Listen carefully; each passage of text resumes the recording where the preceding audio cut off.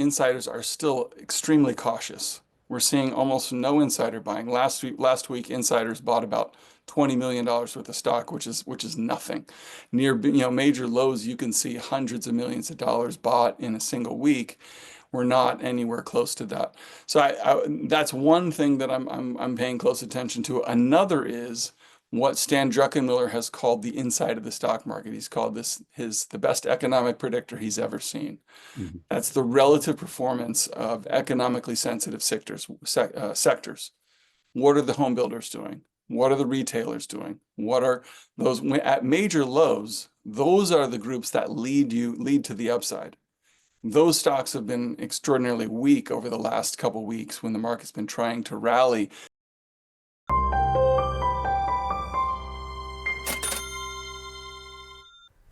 Welcome to Thoughtful Money. I'm its founder and your host, Adam Taggart. Wall Street's hoping that once the current uncertainty and unpredictability of the Trump tariffs starts dissipating as new trade deals get struck, that things will get back to normal. Well, today's guest thinks that yesterday's normal may now be an artifact of history. And that, like it or not, we've experienced, quote, a geopolitical and economic paradigm shift. That means the future of investing may look quite different from the past. To discuss, we welcome back to the program macro analyst Jesse Felder, founder and editor of the respected market research firm, the Felder Report. Jesse, thanks so much for joining us today. Thanks for having me, Adam. Always great to talk with you. Thank you, and I appreciate you saying it's good to talk with me after this is take two of this interview. We started and we're about 20 minutes in and I realized I committed the sin of not having the recording on, so thank you. All right, look, lots to get into here. As I mentioned in the intro, your latest piece is titled, quote, a geopolitical and economic paradigm shift. Why don't we just roll up our sleeves and get straight into that? So why do you think we are experiencing something that transformative right now? Yeah. Well, this was a really eye-opening piece that Bridgewater actually put out last week. And I thought I highlighted it as basically the top thing that I came across last week. And this is really what I try to do in my free weekly report is take the top 5 things that I found during the week, whether it's a report like this or a chart, and kind of synthesize them into a larger theme. And this paradigm shift is a theme that I think cannot be overstated right now. I think it's very clear that the paradigm of the last 30, 40 years, really the trend towards increasing globalization, increasing profit margins for corporations, and increasing usage of kind of the dollar in overseas trade. All of these things are potentially at a breaking point, clearly a turning point. And so a shift from deglobalization globalization to deglobalization, like we're seeing today, has important ramifications for economies, for markets, for all kinds of things. And so there's another piece that I highlighted written by Ruchir Sharma, who wrote a terrific book last year called What Went Wrong with Capitalism. Highly recommend it.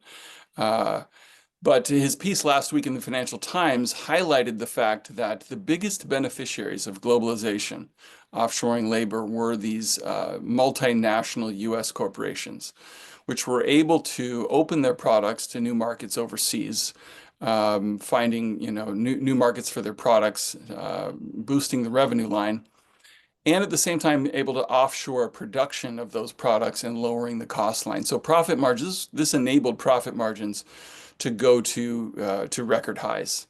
And so potentially it would stand to reason that the biggest risk from deglobalization would be to these corporate profit margins from both the revenue line, meaning that places like China have decided that it's in their nation's best interest to encourage Chinese consumers to buy Chinese goods, to buy Chinese EVs, to buy Chinese smartphones, to develop Chinese semiconductors. And at the same time, to the cost line, that if we cannot produce any longer at the lowest possible production cost in China and have to find alternative places to produce, that's going to boost costs. And so I think that, that's something that's just one of the consequences of this paradigm shift, and it might be the most important one for investors to consider. Okay. So this is sort of rooted in the fact that corporate profits through globalization really got much fatter than they should. I shouldn't say fatter than they should, but got much fatter than they were before. That really kind of came at the expense of labor. We're now starting to see the pendulum shift the other way. As you say in your piece there, that does make these companies that were enjoying this supernormal profits that Sharma talked about, it's now making them perhaps tomorrow's losers, right? So from an investing standpoint, kind of, you know, the best returners in terms of equities to own may actually be some of the worst the poorest stocks to own going forward.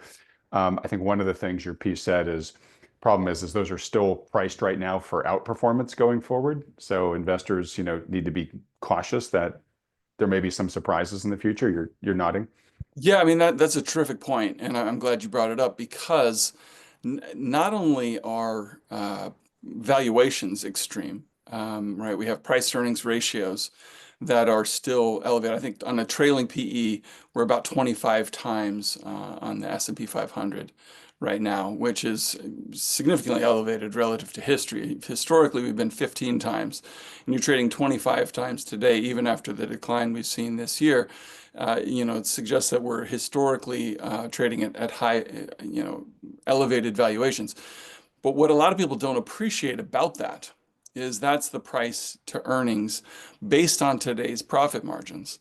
So if you're just using a simple price to earnings ratio like this, you are making an embedded assumption that profit margins are going to at least remain as elevated as they are today indefinitely into the future. So if profit margins are not, and profit margins are going to finally begin to mean revert, Jeremy Grantham called it the most mean reverting series in finance, profit Right. margin. It's not been true in the last 20 years, but it could finally prove to be true. Profit margins start to mean revert. Then measures like a price to sales ratio become even more valuable because they take out that profit margin equation. Something like the Buffett yardstick is similar to a price to sales ratio. And people said, well, those things are extremely elevated, right? The Buffett yardstick is at its highest level in history today. And people have said, well, that's okay because profit margins are so high. Okay, well, if profit margins aren't going to be as high as they've been in the past, then those types of valuation metrics, the warning message from those becomes that much more poignant. In terms of the warning message, so everybody's familiar with the Buffett yardstick, or oftentimes called the Buffett indicator. Um, but when Buffett sort of introduced that to the world, he did so with a warning, right, about the increase in profit margins, saying that it isn't sustainable in the long run. Yeah, he was introduced to this piece. He wrote a piece for Fortune magazine back in 1999. Actually, two pieces, one in 99, one in 2001, and he discussed how he looks at valuations, and that was when he introduced the Buffett yardstick, total market cap of the U.S. stock market relative to gross national product. And at the time in 2000, it was very elevated. It's much more elevated today than it was back then.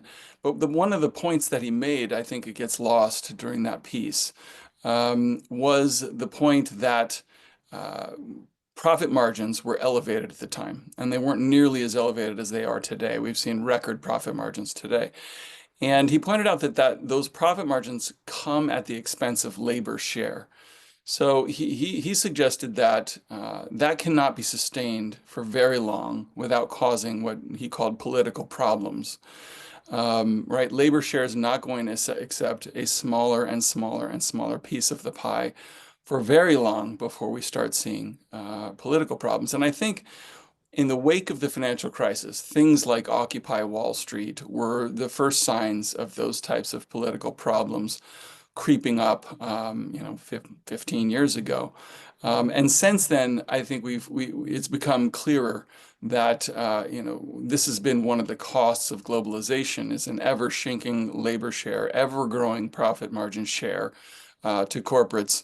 And that has costs in terms of, wealth and income inequality and things that we've seen that have become, very well discussed and written about extensively. But it helps to explain kind of why the trend, I think, today towards deglobalization has become more of kind of a bipartisan consensus in Congress and among the American people that maybe we took globalization too far. Maybe profits did have, or corporate profits have gone too far at the expense of labor, and it's time for some give back in the other direction. Get back on that. Well, look, I find this really interesting because it is very explanative or explanatory, and it's not a recent phenomenon. Now, of course, this year it's all about globalization's over and mercantilism's, back in the game. And I've tried to really give a lot of light to Michael Every, who's been basically predicting this forever. Um, but this is something that didn't just happen overnight. To your point, the seeds were sown back, in early 2000s. Buffett even gave a warning. You talked about some of the protests coming out of the great financial crisis, but then, I mean, this frustration of the plight of the middle class being hollowed out here as labor was beginning to lose out. I mean, that's pretty much what got Trump elected for his first term, right? And then you talked about how it's kind of become bipartisan. It seems like maybe the Republicans took up the torch first under Trump's first term in office, but then COVID, basically made the rest of the political aisle wake up and say, hey, you know what, right? Like, maybe we're getting nice donations from these corporations who are enjoying the supernormal profits, but we're now realizing it's a national security risk to be so dependent on supply chains that are, halfway across the world and sometimes with countries that aren't perhaps our best friends. And we've stopped manufacturing this stuff at home, and we need to reshore some of this stuff, right?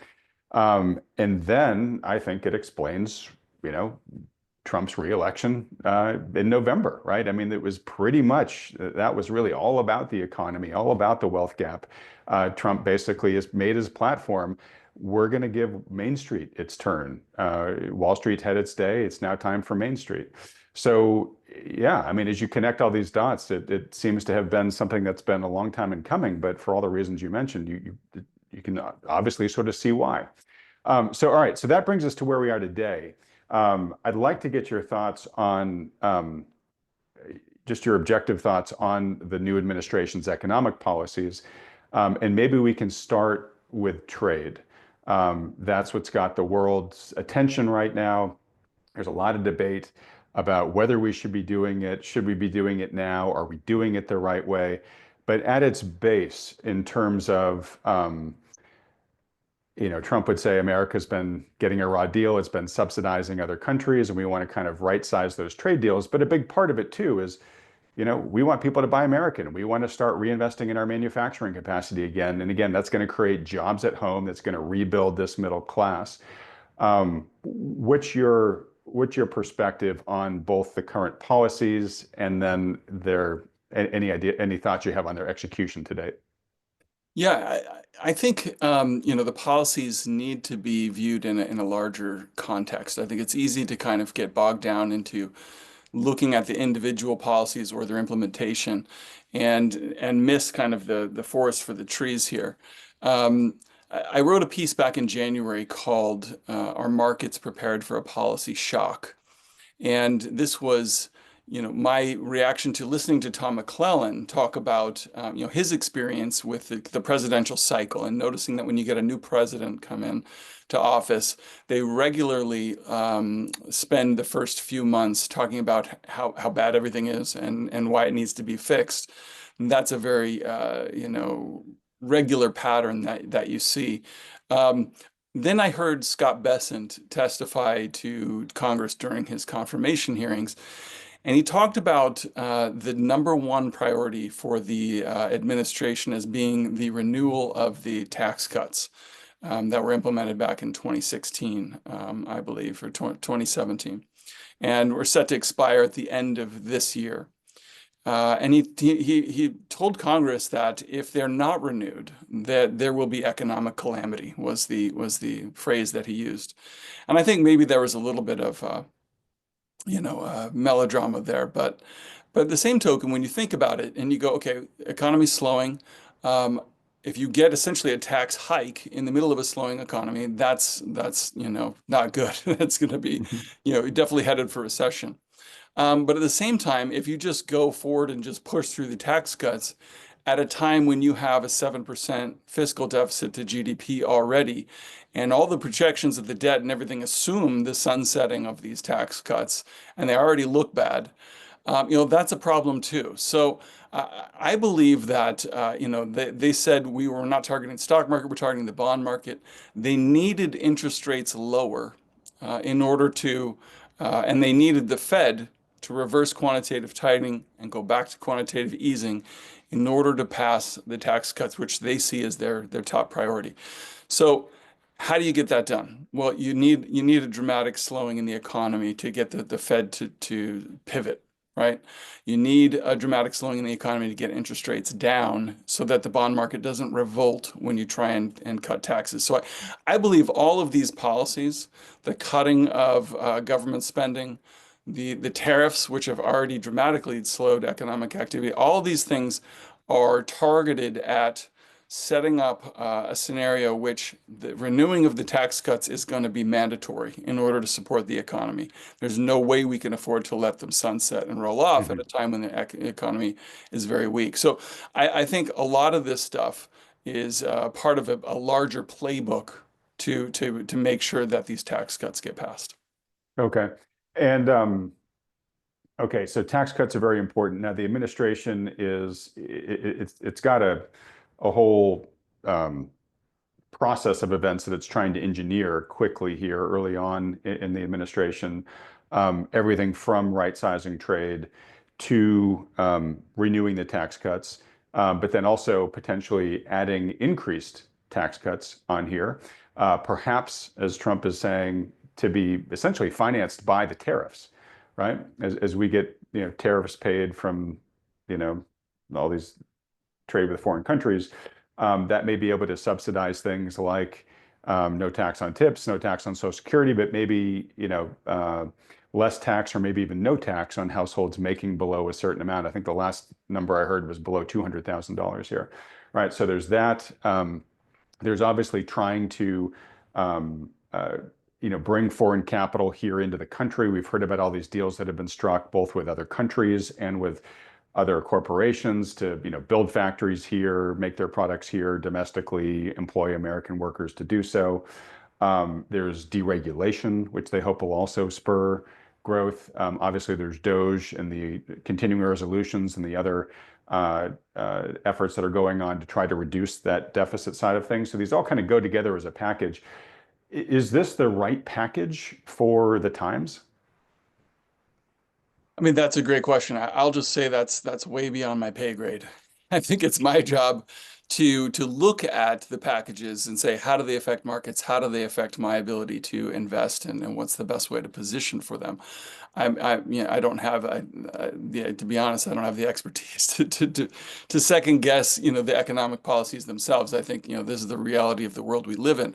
One thing I will point out is I do believe that this is also a very similar situation to what we saw during the Nixon shock in 1971. Hmm. And what happened back in August of 71 was Paul Volcker was assistant to the Treasury Secretary, and he kept going to the Treasury Secretary and to Richard Nixon and saying, we are running out of gold, right? These foreigners who own dollars are increasingly exchanging them for gold, and we're going to run out. We're going to actually get below a threshold which he determined was the minimum amount, which is basically $10 billion.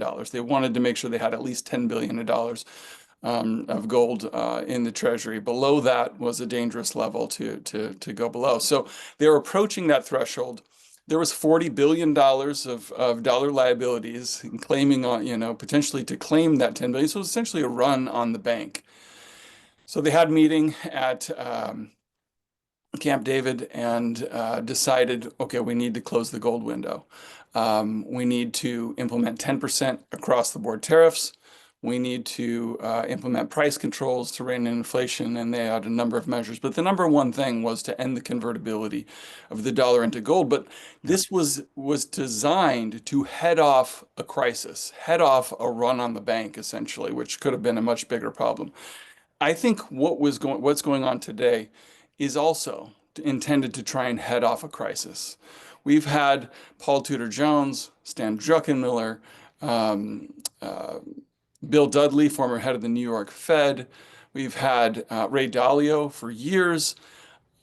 And these voices have grown a lot louder in the last 12 months, suggesting that we're headed for a debt crisis. Mhm. The interest expense on the debt is growing rapidly. At the same time, the debt itself is growing rapidly.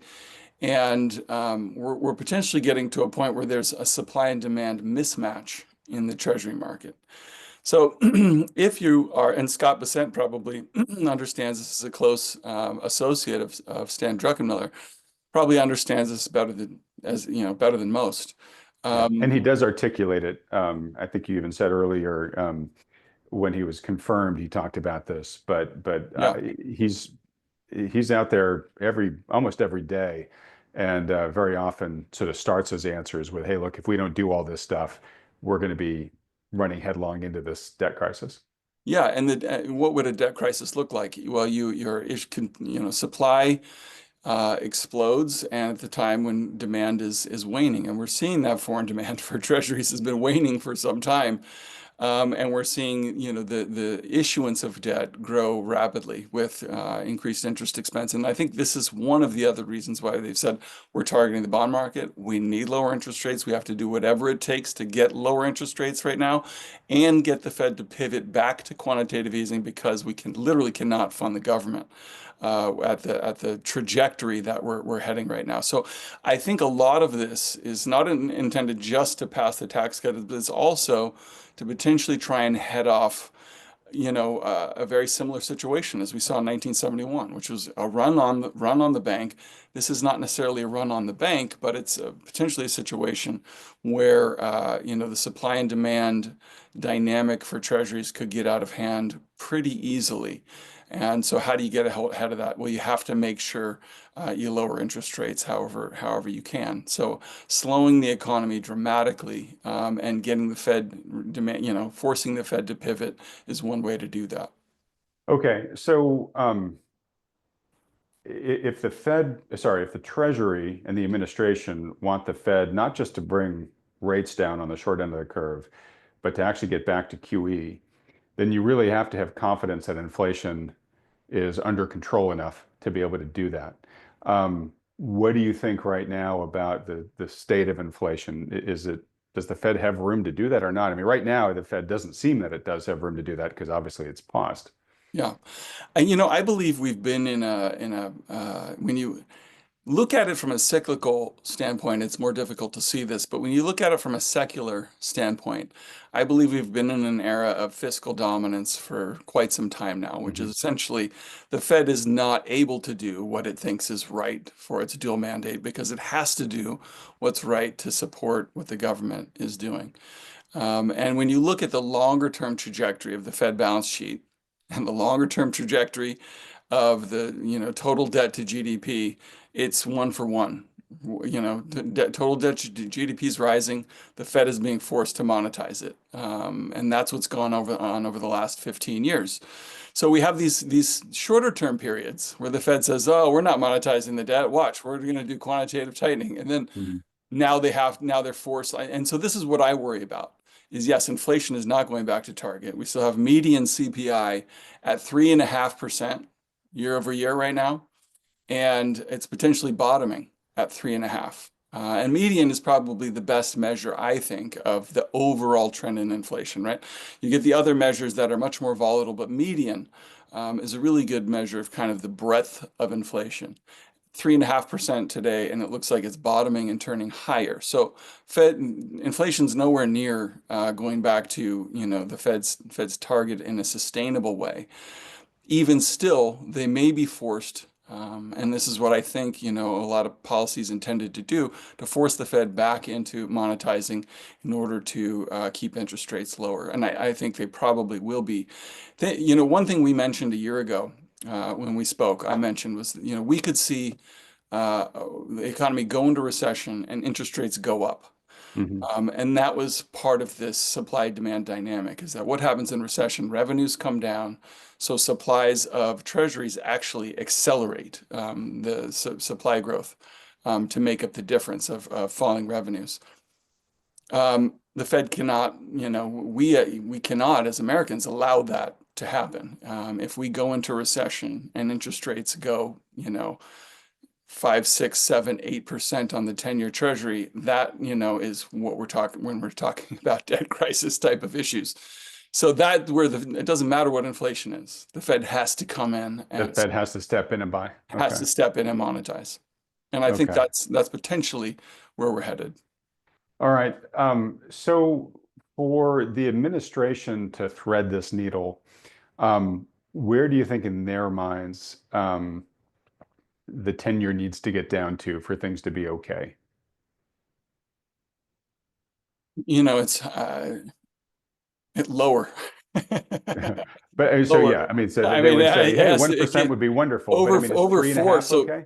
right now, right, what's the average interest rate on the federal debt right now is I don't know, 3 and change or something, and still heading higher as older bonds, are repricing. And so, we probably need to get under 3, I would think, to feel like, that we're safe from that type of a scenario. Right now, I've called the 10-year Treasury yield the most important chart in the world. 420 is the key level. We're sitting on it right now. And every time we go below 420, I think, okay, markets finally starting to price recession, right? Yeah. As long as we're above 420, I'm like, we need to test above 5. We need to probably see a spike over 5, and that's what will get the Fed to pivot. Okay. Let me ask you this. So I just released a video a few hours before we're sitting down to record this with David Rosenberg, the topic of which are tariffs likely to trigger a recession? And David thinks so. But I'm just curious, given what you've just laid out here, is a recession the administration's friend here? Right? Does a recession potentially slow things down enough to get interest rates lower to then be able to achieve its objectives on the financing side, but also the tariffs potentially end up getting better trade deals for America along the way. So it's almost kind of a twofer. That's what I kind of theorized in January, was when I asked, are the markets prepared for a policy shock? Was that a lot of these policy ideas, even back then in the idea stage before they were administered, seem clearly intended to slow the economy, right? Cutting government spending in a way we haven't seen for a long time, or at least attempting to. Um, Tariffs intended to slow business. A lot of these things, are very clearly, at least even if they're not intended to, they're the clearest ramification is slower economic growth. So you don't put them all together into a policy thing without understanding that they're going to slow the economy. So I think it's pretty clear. But I'll just make the point too that when we spoke a year ago, um, one of the things that I pointed out was that the insider sell-to-buy ratio was off the charts. Right. We saw a 13-week ratio over 50, which is higher than anything. This was March, April last year. And the 12-month ratio was as high as it's ever been.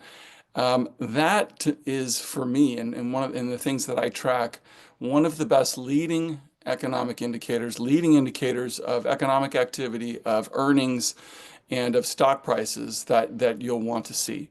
So when corporate America in aggregate last year was heavily selling, that was insiders, essentially the C-suite of corporate America saying the economy is going to disappoint next year, and in a material way. Earnings are going to disappoint, stock price is going to disappoint.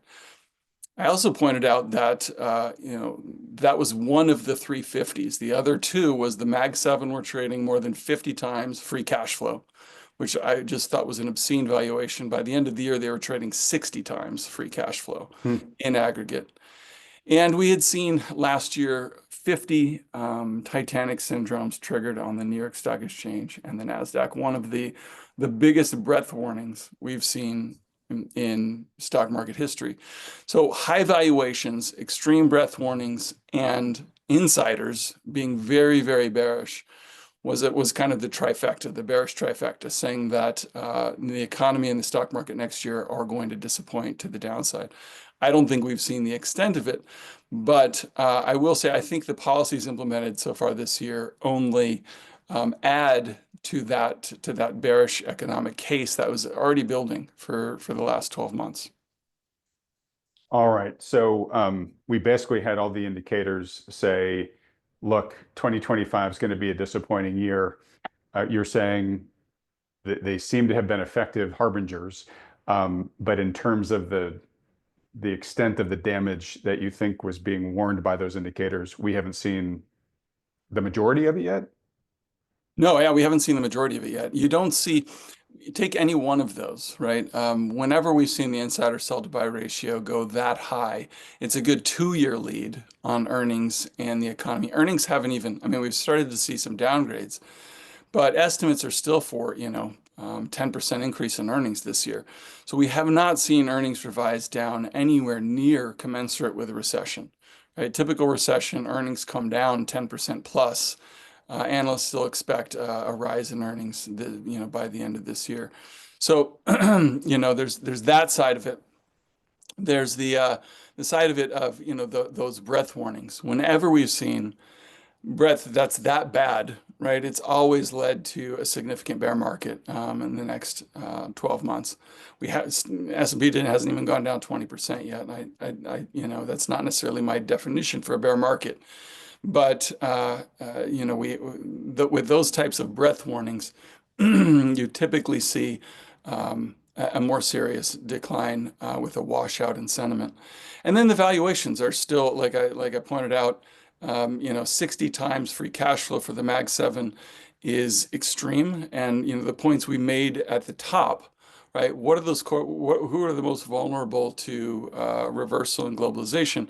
Well, it's the Mag 7. You look at the Mag 7, and half of their revenues come from overseas, so they're the most exposed to these trends. And we haven't even really begun to see the ramifications of this accelerated shift towards deglobalization. Just take Apple, for example, right? Apple has benefited dramatically from opening its products to China, right? 10 years ago, there were no iPhones in China. So a lot of the revenue growth that they've seen over the last 10 years is from, expanding overseas. At the same time, to be able to produce the iPhone in China at extremely low costs has enabled the obscene profit margins that the company's had for so long. So, you look at companies like this, and they have a huge target on their backs in terms of the globalization initiative. So investors paying 60 times free cash flow for these stocks assumes, that not only are things not going to get worse for them in terms of, revenue growth and profits, but actually things are going to get significantly better and accelerate to the good side of that equation. So, I don't think we've seen any type of reversion in any of those things, or any type of the ramifications of those extreme valuations, extreme bearishness among insiders, and extreme breadth divergences. We have not seen those fully play out yet to the other direction. Okay. So listening to you, Jesse, it makes me want to become a lot more defensive. Let me just ask you this, knowing that nobody knows for sure, so just probabilistically, what do you think is the likelihood that we go into recession and bear market, so recession in the economy, bear market in the financial markets within the next 12 months? I think there's a better than 50-50 chance we're already in recession right now. So, but I've been too bearish on the economy for the past 2 years now. So, I would take my forecast with a grain of salt.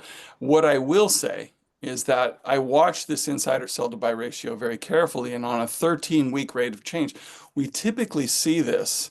The 13-week ratio, when the stock market comes down like it has, drop down into single digits. Insiders start buying, start selling a lot less.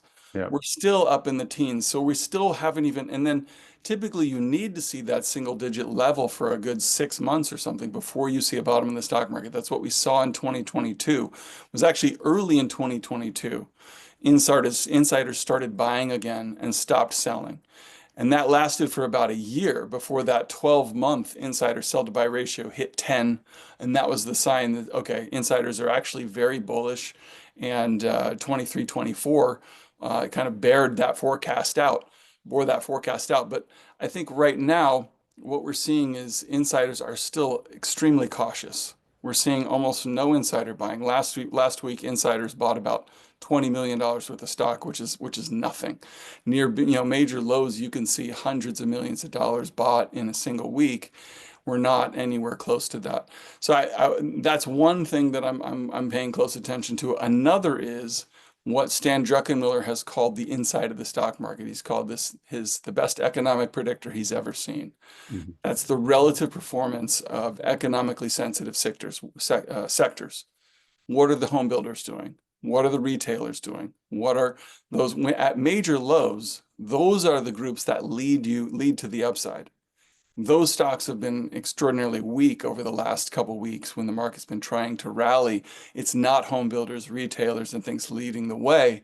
It's these speculative favorites, that are driven by, the call option buying and things that have rallied really strongly over the last couple of weeks, and the relative performance of these economically sensitive groups has been very weak. So that's something that that I'm paying very close attention to also. So at a sustainable low for the stock market, I want to see these groups lead to the upside like we did in 2020. In the summer of 2020, those things were ripping to the upside, and that's kind of the opposite of what we see today. Okay, so a few minutes ago, you used the term washout. So it sounds like you, again, probabilistically would expect to see enough malaise in the stock market where we get to a point where there is a washout, people begin to capitulate, and what you would then hope to see as, sort of early signs of life is the insiders starting to buy again. So you would expect them to go down into sort of the single digits on the inside buying ratio. Once they pop out of that, that would be an early kind of potential game on indicator for you. You'd then want to see concurrently some of these leading sectors really starting to outperform. So obviously you're saying we're not there yet. It sounds like if I heard you right, you would expect not to see that for a couple of months as we kind of, grind down in the malaise of a regular bear market. That's the washout period. So if that's the case, and you've been nodding as I'm saying this, so I think I got it right. Jesse, I'm obviously going to invite you back on again in the future on a regular cadence, but please, if you start to see this stuff happen, please reach out. We'll bring you on for a special interview so that we can let folks know, hey, we're beginning to see some of these early signs. Absolutely. Yeah. And I would just point out at a major bear market low, you do not see insiders being extremely cautious and lack of buying, and at the same time, record inflow into leveraged long ETFs like we see today. Yeah. Retail investors have never been more bullish than they are right now. I mean, the record flows into leveraged long ETFs tells you that there's still buy the dip bid out there that is very, very strong. And that's not something that you see at major lows. I would just point out too that insider sell to buy ratio, the 13-week ratio, did dip down into bullish territory back in like April of 2022. But it took that ratio staying that low for another 6 months before you got a good signal on the longer term 12-month ratio. So we haven't even gotten that early signal, insiders starting to get bullish yet. So that would be the first thing I'd want to see. But that would also suggest that you need to see a good 6 months of that kind of insider bullishness before you can have confidence in the idea that 18 months, 2 years from now, the economy is going to look a lot better. Earnings are going to look a lot better than they do right now. And we haven't even gotten that early sign yet from insiders. Okay. Well, if you don't mind, Jesse, let's trundle over now into the okay, so what part of this, which is, all right, I'm a investor, I'm watching this. Jesse's outlook makes a lot of sense to me. Seems like I got to get kind of defensive, at least for, the next couple of months, at least, maybe longer. besides kind of the obvious defenses, parking in T-bills, et cetera, um, are there any potential strategies or particular asset classes right now that you particularly like? We haven't talked about gold yet, but that kind of played into your whole geopolitical and economic paradigm shift, where some of the issues of the treasury market you thought were somewhat partially at least responsible for the run that gold's been on. Um, how would you think about playing this environment? Well, I think, there was an interesting piece Bloomberg put out a couple of weeks ago, talked about is the diversification bear market over, right? And I think that's a great way to think about things, that it's been diversification has been a losing strategy for the last 15 years, really since the markets bottomed in 2009. All you needed to own was the S&P 500, or whatever, FANGs, Mag 7, the less diversified, the better, the more money you made. I think now we're in an environment where diversification is going to be much more important, and not diversifying just across the stock market and say, well, Right. maybe I shouldn't just own the Mag 7, maybe I should own all stocks, maybe I should own some, diversify into other equity markets, right? We've seen foreign equity markets start to outperform the US, but also into other asset classes.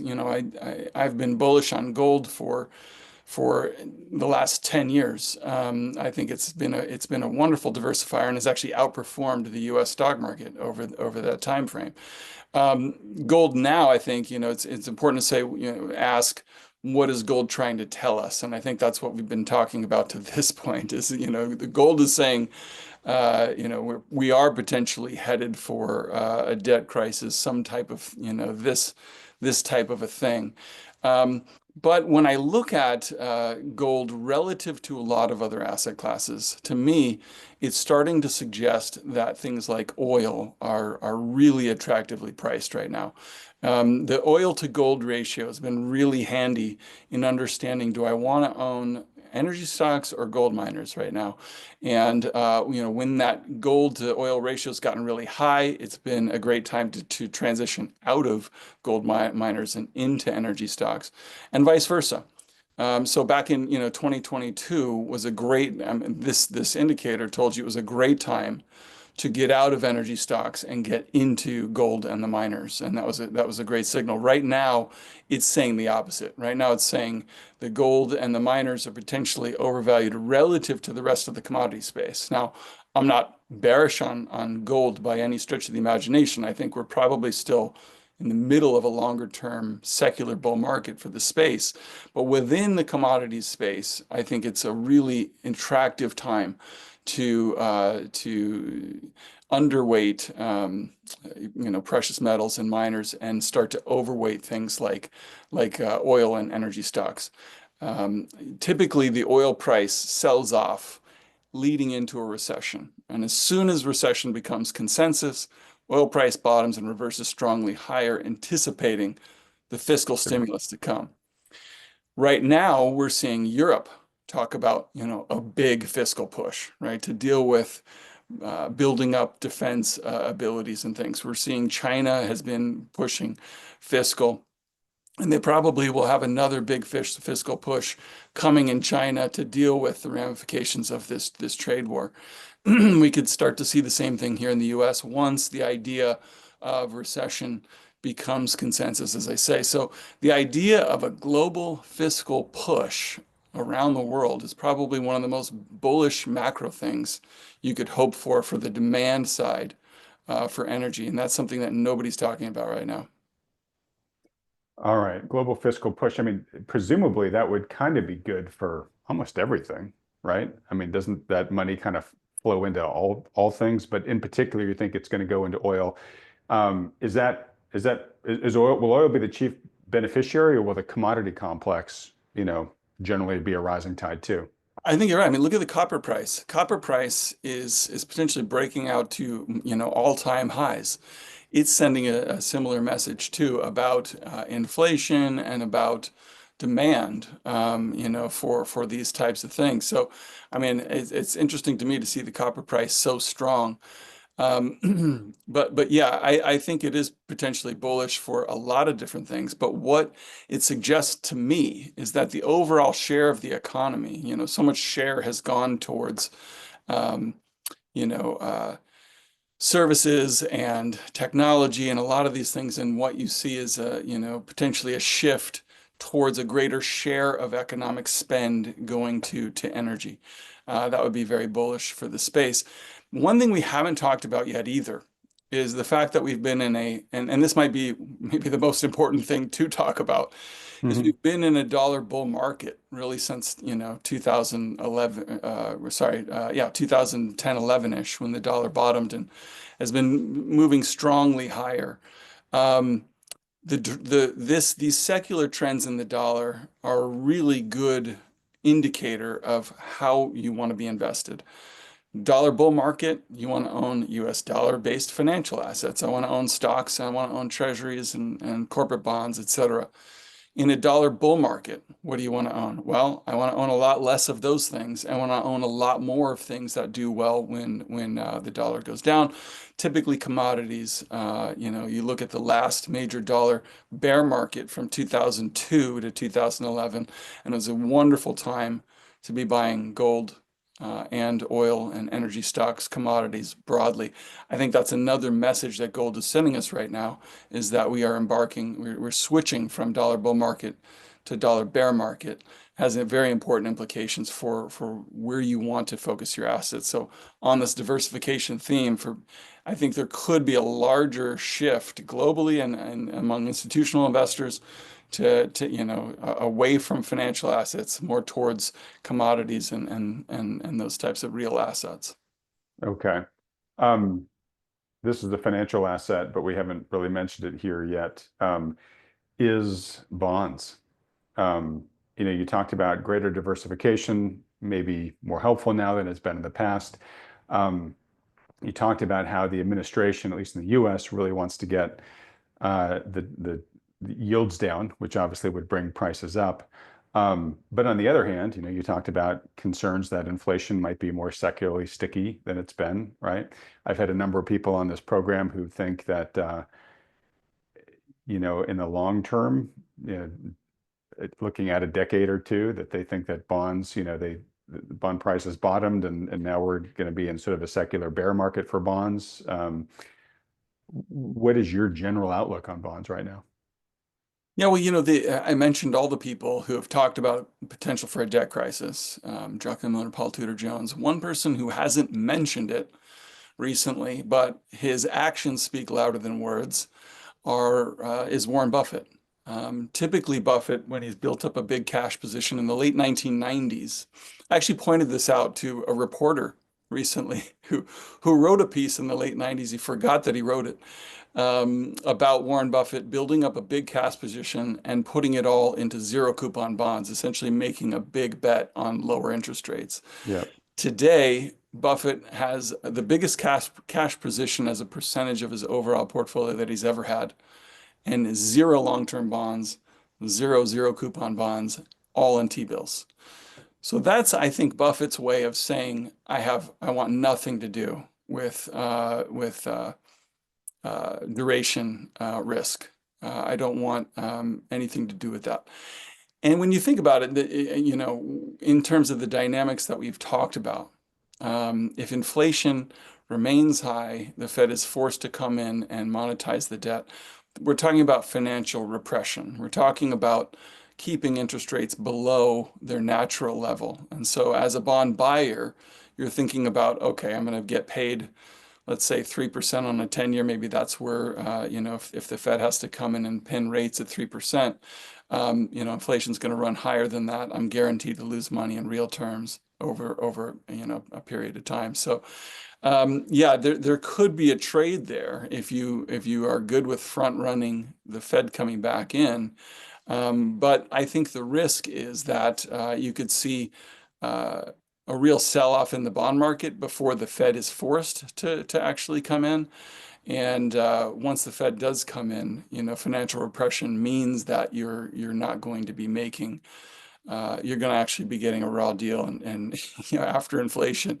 And so this is maybe one of the drivers in the future of this push towards commodities and real assets. It's also, like I said, one of the messages that gold could be sending right now is that we are headed towards financial repression. And by the time it's here, gold prices are going to be much higher than they are today. Got it. All right. And to your point too, you need to think about bonds in terms of real rates, not just nominal rates.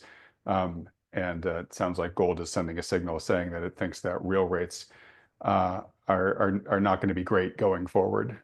That's actually a great point. Is one of the ways to value gold is to compare it to real interest rates and, like basically TIPS yields. And the year-over-year change in the gold price is typically really correlated to the year-over-year change in something like the 30-year TIPS yield. So when the 30-year TIPS yield goes down, that's really good for the gold price. 30-year TIPS yield goes up, it's not so great. Usually the gold price goes down. Right now, 30-year TIPS yield is about 2.5%. It's actually, a pretty attractive thing. I can lock my money up for 30 years. I'm guaranteed a 2.5% real rate of return. But right now it's been flat for about 12 months and the gold price is up strongly. So that would suggest that gold price potentially ran a little ahead of itself. Either that or the gold price is saying that real interest rates are going to come down in the near future. Well, how do they come down? You get, some type of market pricing and recession, and probably, like I said, you need the Fed to come back into the market to suppress real rates. So yeah, I think potentially it suggests gold's overvalued. Either gold's overvalued right now, or gold is telling you real rates are going to come down because we're going to go in recession. Fed's going to go back to QE, et cetera, et cetera.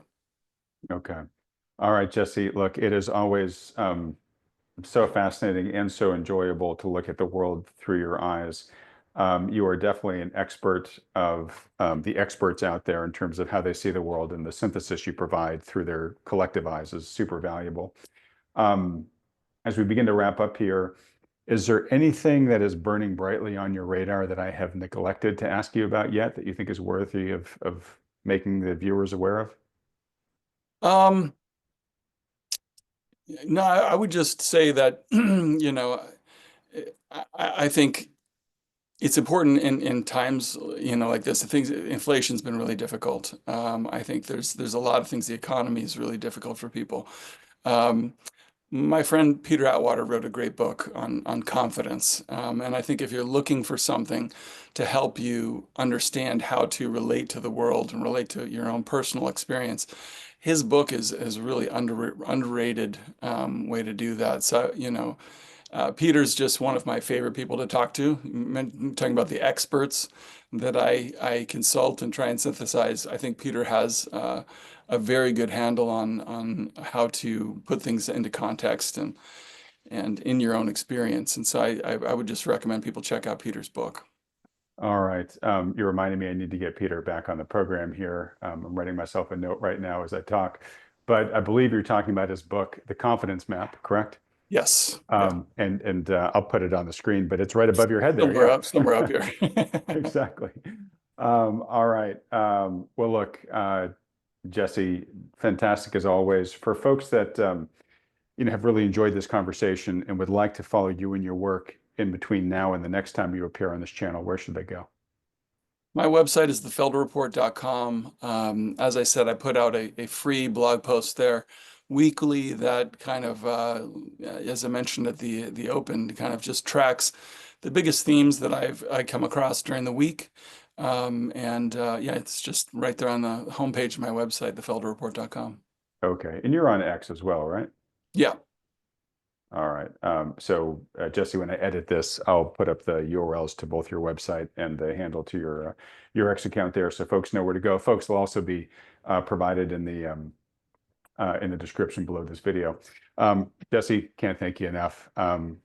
Again, really look forward to having you back on again in the future on a regular cadence. But if indeed you start seeing some bottoming of those key indicators you mentioned earlier, please call an audible and come back on then. For sure. Yeah, absolutely. The insider one is something people like to hear about. So yeah, I'm keeping a close eye on it. So if it gets interesting, I'll definitely let you know.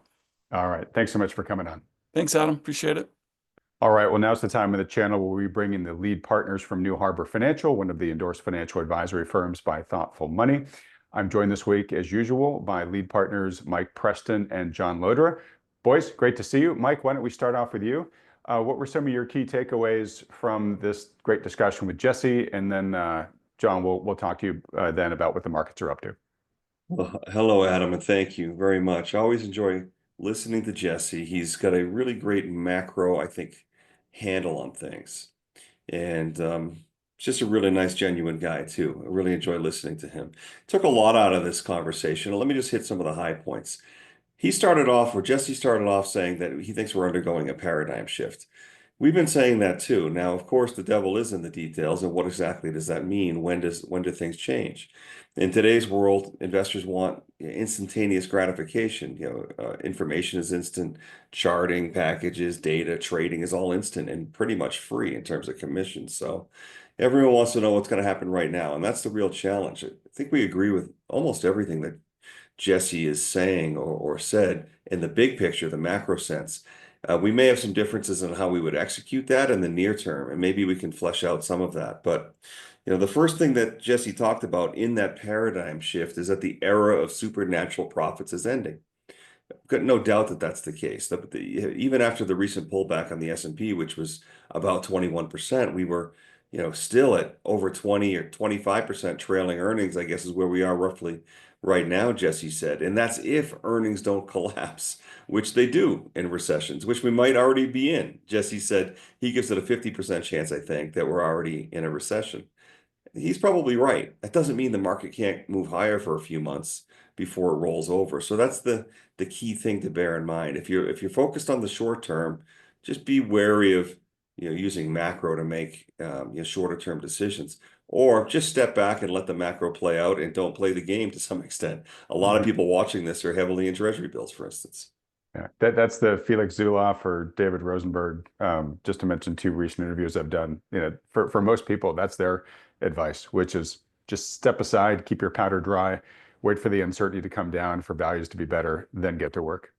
Yeah, you don't have to play this game if you don't want to. Really, you don't have to. But we are playing the game, so to speak, and we're trying to, hammer out decent returns, trying to beat treasury bills without risk, without much risk. Can't ever say it's zero risk. And we're trying to take advantage of moves and things like miners and gold that we talk about here every week. So, but not everyone has to play that game. Money managers have to play that game to some extent. A lot of the world is wrapped up in the short-term trading mindset, and they have to play that game to some extent. And that's okay. Everybody's personality is different. Everyone's objectives are different. We're here to help you the best way that we can.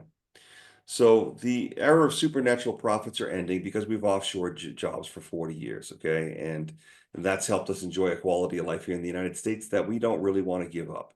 And so now we're trying to change that with tariffs, et cetera. But it's not going to happen overnight. It's going to be a long process, and it's not going to be an easy process, even if we're even successful. Even that's not sure. Right. So we're in a climax of a fourth turning, we believe, and that means that there's going to be a lot of surprises and that they're not all good. And so I'll try to blow through. I've got so many notes here. Profit margins remain at historical levels, and they have been there for 20 years, roughly. Profit margins have been 11 or 12% of GDP. That's not natural. Longer term, they're 6 to 8%. And as you said in the interview, Adam, it's one of the most mean reverting data sets in financial, history. So it's likely to revert, yet we have held it up there for 20 years with QE. When is it going to revert? That is the million-dollar question. It's going to revert. I don't know when. My guess is in the next year or two. But the increased profit margin comes from labor share, and that causes social problems and tension, all of which we're probably going to find out about in the climax of this fourth turning. So I'll cut right to the end here because there's a lot more, but I've been talking for a while. In terms of what he thinks is a good position right now to be in, he talked about being underweight now the gold miners. Well, gold miners have had a huge run, and if you do look at the oil to gold ratio, it is true oil is undervalued relative to gold. And so how would you play that? Well, you might want to take a look at bottom fishing some of the oil stocks. We are looking at that. I haven't taken any action yet because our style is not really to bottom fish. Usually we'll wait for things to break, to base out and break out. But I think he makes a good point about energy. Still seems to like miners. We do too. We've added some hedges because they've had a huge run. Dollars in a bear market. Yeah, we're at, I'm looking at about 99 on the DXY. That's down from 110 a month or two ago. And probably no real support to the 95 area or so. That's great for commodities. That's great for gold. Talked about diversification. Absolutely. That makes sense. Keep some powder dry. Emerging markets have amongst the best CAPE ratios in the world. We're looking at emerging markets. In fact, we just added back a position yesterday, and we added back a position on emerging markets in Latin American countries. They are basing out and look pretty good here. And so I could say so much more, but I got to take a pause and give you guys a chance too. But thanks, Adam. Okay. Well, look, John, I'll come to you now. Again, Jesse's one of those great guys. I like to think that if I have an area of expertise, it's not necessarily being a guru in and of myself, but it's having a command of what the experts that I interview on this channel think comprehensively. I feel like Jesse is a lot like them. He's a very smart guy in and of its own right, but he is sort of a student of the great thinkers, right? The Dalios, the Druckenmillers, et cetera, and the Granthams, and he does such a great job of synthesizing and distilling all that down and then expressing it in a way that makes an awful lot of sense to me and I think most of the viewers here. So a good recap, Mike. John, anything you would add to that? No, I think that was a great recap. I guess I would emphasize something that Jeremy Grantham has helped us emphasize again in this cycle, that not only did we have, and very recently reached an all-time high in broad valuations in the U.S. stock market, but we had the double whammy of rich margins. Those are two things that both mean revert. So taken together, we have every bit of a fundamental reason why we should see a pricing much lower. That doesn't mean it happens at all or anytime soon. We have to watch the technicals and not anticipate that. But there's plenty of big picture reason why we can and should probably see a much more meaningful decline. Hey, and let me just clarify that because I think it's a really important point. There are different ways to value stocks, but just being very simplistic, a very common way is the price to earnings ratio, right? And so the stock price can go up largely based on one of two things. Either the earnings go up, right? And you have whatever your PE ratio is times those greater earnings, and that gets you a higher stock price. Or the earnings remain the same, but the multiple goes up, that people just get more confident about the company's future prospects and say, instead of paying 15 times earnings for this, I'm willing to pay 20 times earnings for this, right? And that can drive the price higher. You're basically saying we've got historically high multiples, right? So those are likely to mean revert. So meaning the multiple itself may come down. And you're saying that profit margins are likely to mean revert, meaning that the earnings will come down. So it's, to your point, it's like a double barrel shotgun of pain in each barrel. Now the question is what period does that unfold over? And, are they together? Does it one happen first and second? There are other things, other factors that moderate that. But at a very high level, your expectation is that we're going to see multiples come down and we're going to see earnings come down at least as a percent of profits. Yeah, and to your point, Adam, there are lots of ways to measure earnings, multiples. And the question, we think the most legitimate ones are the multiples and valuation multiples that have the highest statistical correlation as to forward-looking returns, say over the next decade.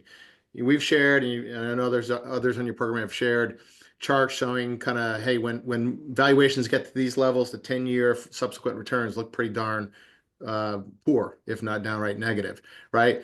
Those aren't looking at, year ahead, 12-month forward estimates on earnings. Those are looking at things like the cyclically adjusted Shiller PE ratio, which takes 10 years of earnings, smooths it for inflation. This all gets to the point that when you buy a stock, you're not buying it based upon a discounted cash flow over the next year. Who cares what the next year is? Really, what does the next 20 years look like for this company? That's the way companies should and are fundamentally valued. Now, the market sometimes ignores that and says, hey, the cabal of analysts on Wall Street say earnings are going to be this next year, and they take that as gospel, conveniently forgetting that the track record of analysts for predicting earnings, certainly on a year ahead basis, is abysmal. They're either always way too low or way too high, or just rarely get it right. So to put such blind faith and year ahead, forward 12-month earnings estimates as the basis for PE is just really short-sighted and absolutely has no really strong correlation with subsequent returns over the timelines that matter for most people like our clients. Yeah, and I think it also is important too, the title of Jesse's piece that I kicked the interview off with was this paradigm shift, right? From globalization more towards mercantilism, nationalism, protectionism, et cetera, which, and folks, if you've seen past interviews I've done with the likes of folks like Michael Every, they argue that, hey, that's been the way of the world pretty much since time immemorial. And globalization was the aberration, and that period now is swiftly coming to an end. So the companies that benefited the most from globalization to be able to use low-cost manufacturing in foreign countries as a way to demand higher multiples in their stocks, those are the companies that are probably likely that are going to be injured the most going into this new era. And Jesse, as one example, mentioned Apple, which is a company that has barely grown revenues in recent years, right? But has still maintained a very rich stock price as more and more of their manufacturing gets either reshored or at least moved out of China. That's one that perhaps may have a pretty big target on its back, right? So that's another thing you got to keep in the mix here, is not just where are we on sort of historic valuation extremes, but are we in a new regime that may actually pull some of these things down even more so? Yep.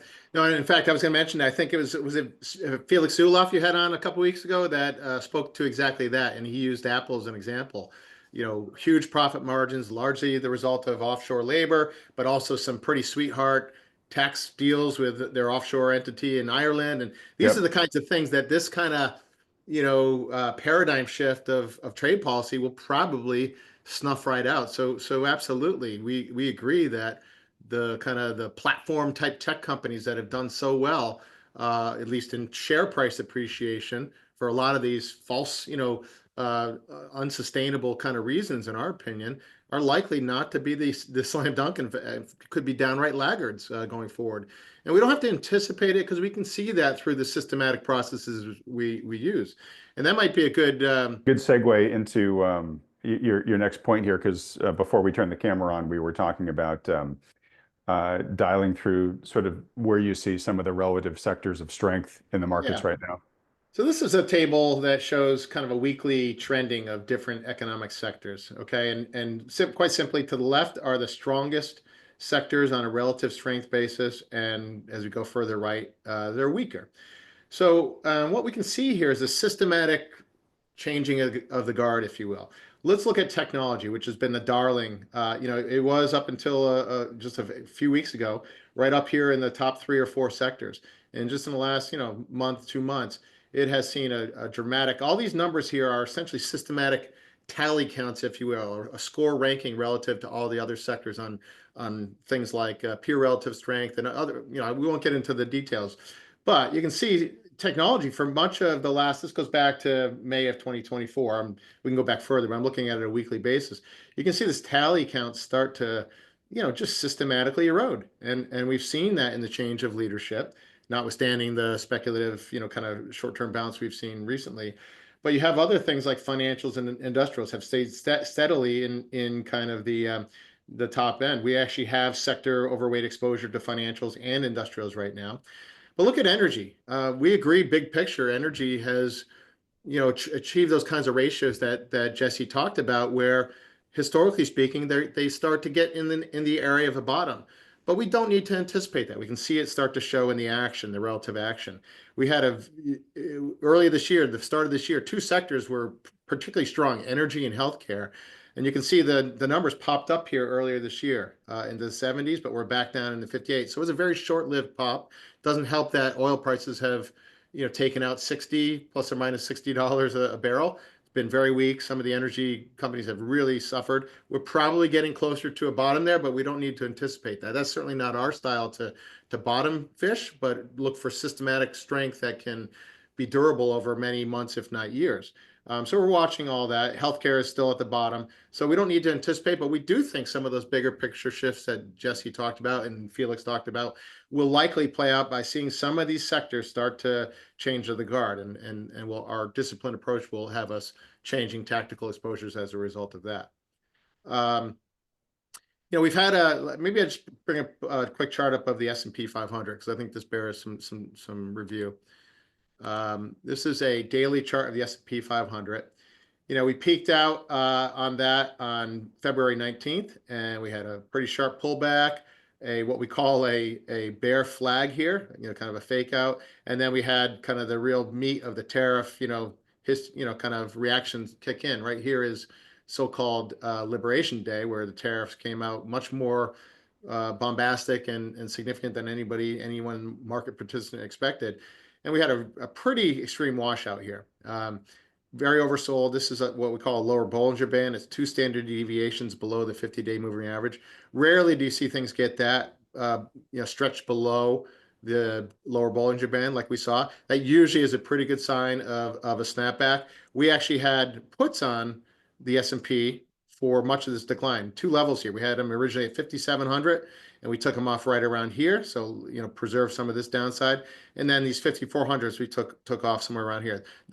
Those puts serve to buffer the downside in this pretty sharp sell-off. We're glad we took those off because this sharp rally here, we've been able to participate with our still underweight equity exposure, which we think is appropriate, but without encumbrances. Just in the last couple of days, we did sell some call options on the strength because we are getting into some areas that, technically speaking, should present some really resistant areas. These are a confluence of moving average. You have the 200-day here, the 50-day here, the 100-day here. You can see so far right now we bounced right touched the 50-day moving average yesterday, and so far have not retaken that. It's still a proving game here, but the odds are we probably consolidate, if not see some further downward action here. Absolutely, we could retest these lows. That's certainly within the realm of scenarios. And the great thing about our style and any investor that has to think they know the scenario, it just speaks to a lack of humility. Howard Marks has spoken significantly on this. He distinguishes market timing from market cycles, and knowing or having the data as to where we are in the market cycle that will weight the probabilities relatively to markets going up, sideways, or down. I think we can say categorically, at least in the intermediate to longer term, we think the scenario is highly more likely we see sideways to down, even if we get a short-term follow-through further up to the upside here, than significantly higher. I'd be surprised if we reach new highs. Not that it can't happen, but I think the probability has shifted, especially with some of the economic data that we're starting to see come through. So I think it's really important to just underscore for folks the approach you guys use there at New Harbor right now, because I think it is really paying off in spades so far this year, where, guys, we've had a relationship, for about 15 years now. And much of that relationship, we try to emphasize for folks the prudence of risk management in a portfolio. And one of the expertises that you guys have there at New Harbor is using options, defensively as insurance on the portfolio, either as a means to protect against downside risk, or to try to get some income off of some of your larger positions. And I know that back in the pre-2022 period, when the markets were just going up and up and up, you'd have some people say, guys, why are you putting some drag on the portfolio with this insurance? It's just so easy to make money, right? Just take off the insurance and ride this whole thing, right? And you stuck to your guns. Obviously, that paid out really well in 2022. But in this year, where volatility is so much higher, you have so many more opportunities for those hedges to pay off. And John, you just did a good job of sort of walking through on both ends of that, where on the downside, you had multiple downside hedges where you were able to protect against the downside risk as the markets, dropped way below the Bollinger Bands there. And then now that they're getting perhaps somewhat overextended to the upside, you're now able to, stay in those positions, but earn some extra income off of them. And, if that volatility continues to play out, you will be both minimizing your downside risk and increasing your return with the covered calls. So it's an approach that I think most regular retail investors have not practiced themselves, and some might not, be aware of. So I wanted to take a moment just to reiterate that, because it is a way to reduce risk and potentially goose return, especially in markets like this one. So anything you want to say about that, John? No, I think you hit it on the head, Adam. And our key is discretion.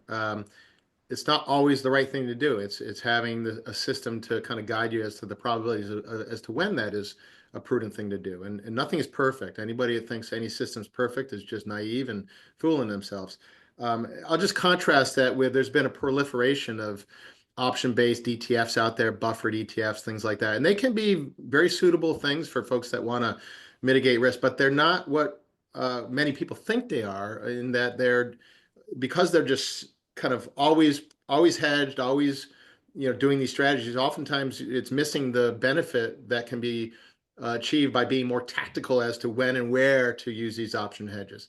It's a blunter instrument that can solve certain problems, but these things didn't discretionarily remove the hedges on this recent bounce lower. I did a video on our channel on these ETFs just to educate people on them. Again, they can be a very suitable thing for many investors, but they're oftentimes surprised that they don't offer the same kind of protection that they think they do, mostly because investors forget that it's a promise made over a defined time period, and the path along the way can be vastly different than what seems to be advertised on the surface.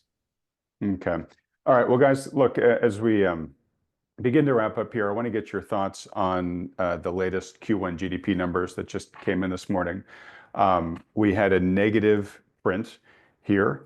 And I haven't had too much time to dig into the data, but as I've been able to tell so far, yes, concerning.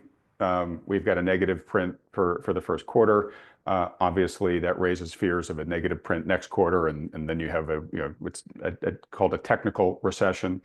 So the economy does seem to be slowing. Now, that being said, a huge part of why the print was negative was because our imports were way more than our exports in Q1, and that was due to tariff front running, right? And when that happens, when imports are higher than exports, that subtracts from the GDP calculation. So that's highly likely to reverse next quarter. But that being said, we have the uncertainty of tariffs. We've got, potentially the continued weakening of consumer purchasing going on. I think if you remove the impact of the excessive imports, the other underlying data was probably stronger than folks expected, but it's still TBD. I mean, right now, with all the tariff uncertainty, we're hearing lots of reports of CEOs freezing CapEx spending. There's just a lot of things that would be growth positive that are probably not happening or being diminished right now, while everybody waits to get clarity on what's going to happen with the trade wars. So how big of a deal is it that we had this negative print, and do you guys see this as a sign that the risk of recession is increasing from here, or given the underlying data that I just mentioned, that's maybe not as bad as the print itself shows, is it too early to worry? Mike, let's start with you. Yeah, I mean, it certainly was a negative print, and the market reacted negatively, although it's clawing back a good part of the decline midday here as we speak. To be honest with you, it's just really impossible to predict the near and intermediate term future with economic releases. And so, I too, like Jesse, think we're probably in the beginning or in a recession already. I don't think it matters the big picture. It certainly matters. It matters over the long run here. It doesn't matter much about what's going to happen in the next couple of months, and that's what's hard. As I started off by saying here, the market's had a big pullback, like John showed just a minute ago. We're back at resistance levels. Do we blow through those resistance levels and start running higher, or do we turn down from here? We're really going to take our cues from technicals more than anything. The technicals say that now's the time of consolidation and resistance. And The market may or may not blow through here. I don't really think it has that much to do with the economic reports today. And the big picture is that we think markets are insanely overvalued. The big picture is we think that markets either topped or are going to top somewhere around here this year.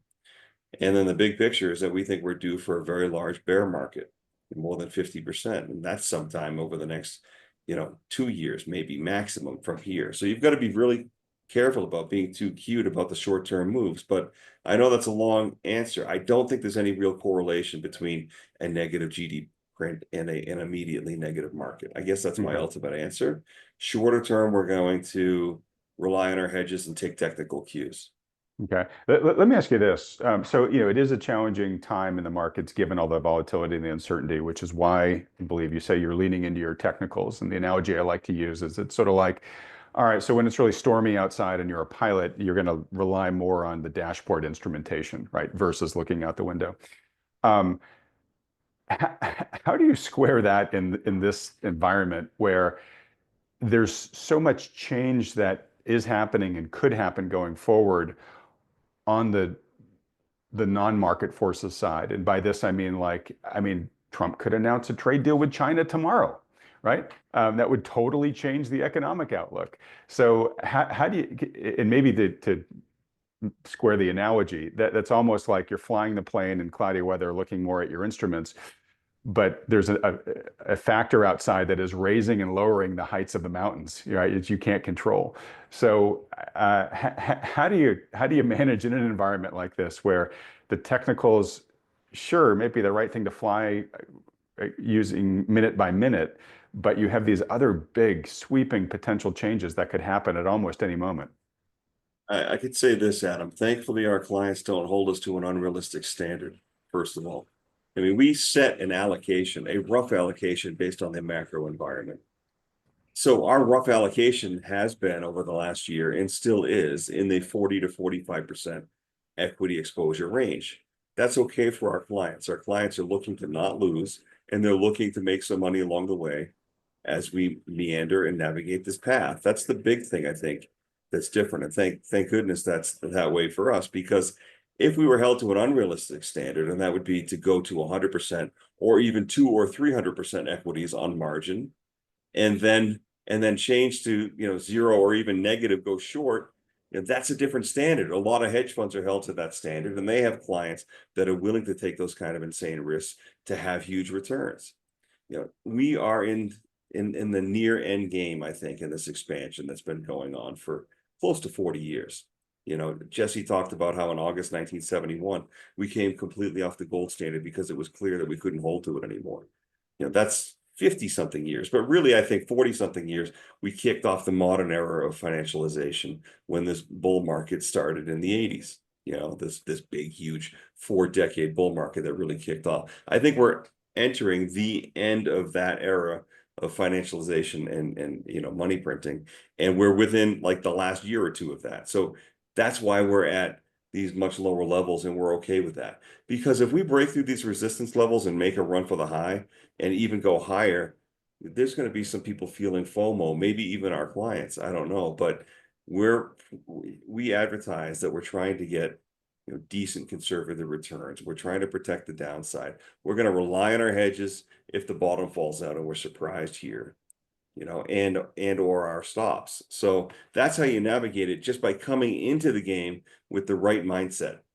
That's it. You've got to decide what your mindset is. Are you going to try to make every bit of what the market's going to make and then more?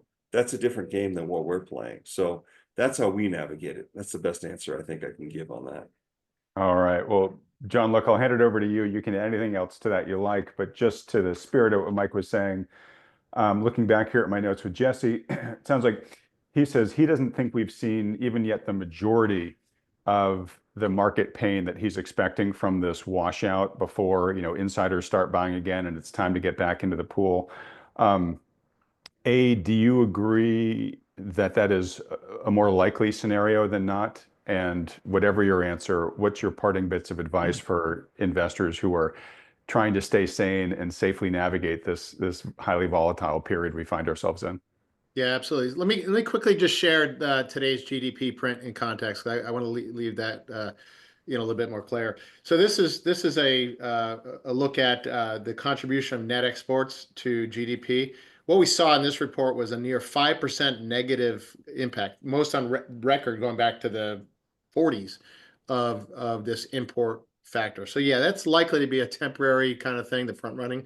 So we should not get overly concerned or knee-jerk reaction to that.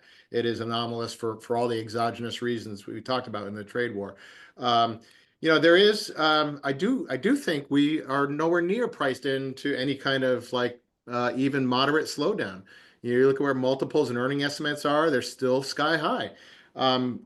The chief economist at Apollo Management put out a really interesting slide deck a couple days ago in April, and I'll just share a couple of charts here because this speaks to, I think, regardless of the actuality of the news headlines, tariff this, tariff that, I think the broad takeaway is an increasing distrust and uncertainty, and that in and of itself is enough to put a hamper in people's psychology and market fervor. And I'll just show you a couple of charts from that. This is all on the internet. You can go find this, but you see you're already starting to see firms starting to. We're still in the midst of earnings season, so this could change. But we've seen a sharp, increase in the number of companies that are guiding earnings per share estimates lower, as shown here, kind of falling off a cliff. Manufacturing surveys falling off a cliff. CapEx spans starting to come to a screeching halt. One that I want to talk about here is looking at. There was one on CEO confidence. This is the confidence of CEOs of companies. I've talked to people I know that local businesses that this uncertainty is really affecting their decision making on a day-to-day basis. This can't be a good thing for the market, and I think ultimately this, even if tomorrow we said, oh, let's call it off, let's go back to where things were, 3 months ago, I think there's going to be this lingering distrust in what's the next rug to get pulled. And I think we have to just keep in mind that, and Jesse talked about it, there still is a very ego-driven policy set that is out there. These tax cuts are on the radar for the summer, I think, July, to get approved or not. And it's very difficult cover right now with interest rates not really having dropped that much. Corporate, federal spending, there's not meaningful evidence there that we've solved any kind of, budget, deficit concerns or fiscal spending concerns.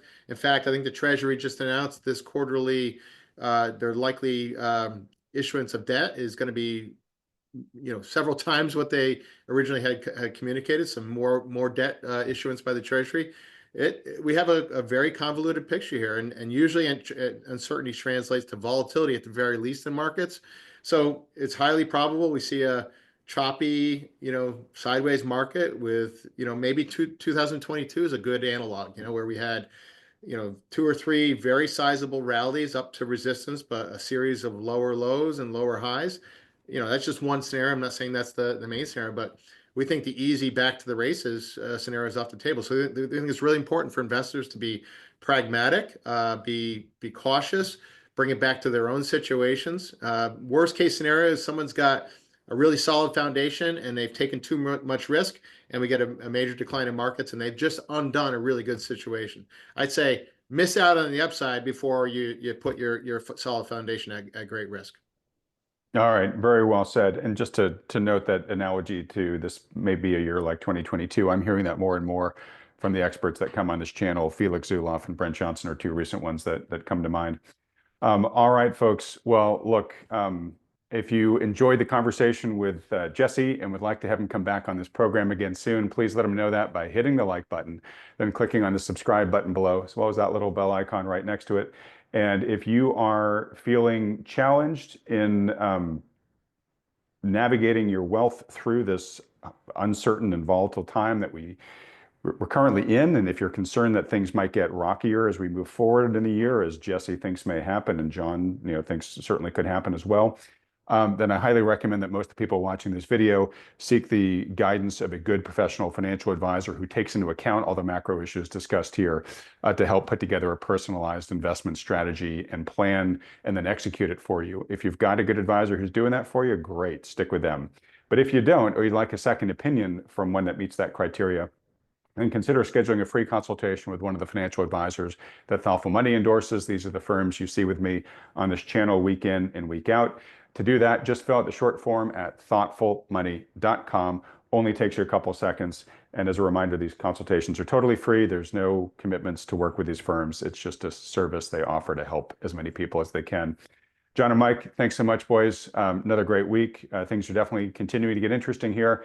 Whatever happens over the next week, thanks in advance for coming on and making sense of it for our viewers. We really appreciate being here, Adam, and we will see you next week. Always great, Adam. Thank you for having us. We'll see you soon. All right. Take care, guys. Everybody else, thanks so much for watching.